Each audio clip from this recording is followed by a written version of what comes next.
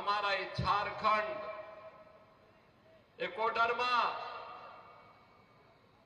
प्राकृतिक संसाधनों से भरपूर है।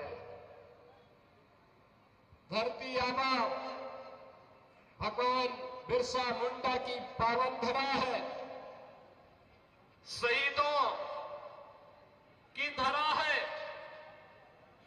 देश की आजादी के लिए अकेले कोडरमा से एक नहीं, चार हुतात्माओं ने अपना बलिदान दे करके इस देश को ब्रिटिश हुकूमत से मुक्त करने के लिए अपना योगदान दिया था।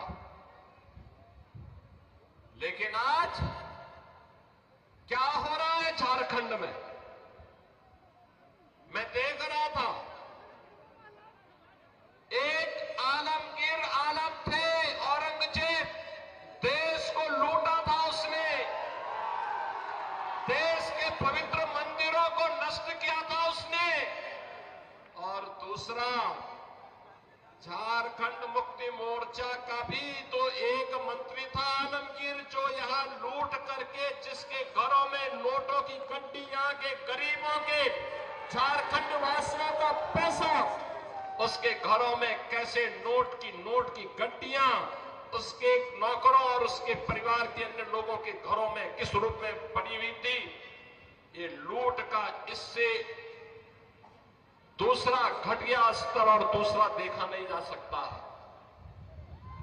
और इसीलिए मैं कहने के लिए आया हूं बहनों और भाइयों, ये चुनाव उसी विकास के नाम पर जिन लोगों ने आपको छला है उसको जवाब देने का एक अवसर भी है। भारतीय जनता पार्टी, जहां कहीं पर भी भारतीय जनता पार्टी की सरकारें हैं, उन्होंने विकास का एक मॉडल दिया, उन्होंने विरासत का सम्मान किया। आप यही सोचिए,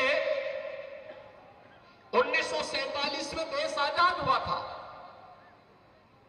कांग्रेस को देश की जनता ने शासन करने का अवसर दिया था। एक लंबे समय तक उन्होंने शासन किया था, लेकिन क्या कभी किसी ने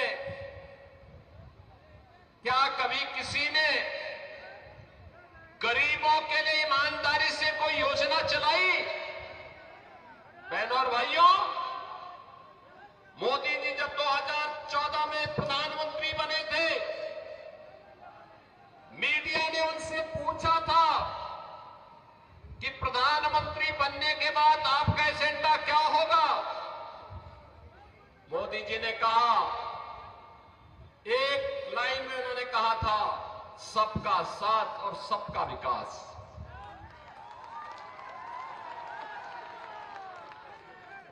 जाति, मत और मजहब के आधार पर नहीं, क्षेत्र और भाषा के आधार पर नहीं, बल्कि हर गांव का विकास होगा, हर नगर का विकास होगा,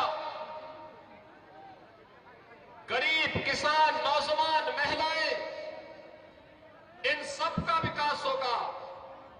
देश की सुरक्षा के साथ कोई भी समझौता नहीं होगा।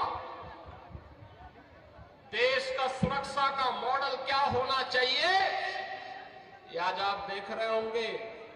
कांग्रेस की सरकारें हुआ करती थी, तब चीन हमारे देश के अंदर घुसता था, और आज आप देख रहे होंगे, समाचार रोज पढ़ रहे होंगे, आज चीन की सेनाएं पीछे हट रही हैं और वहां पर भारत की सेना गश्त कर रही है।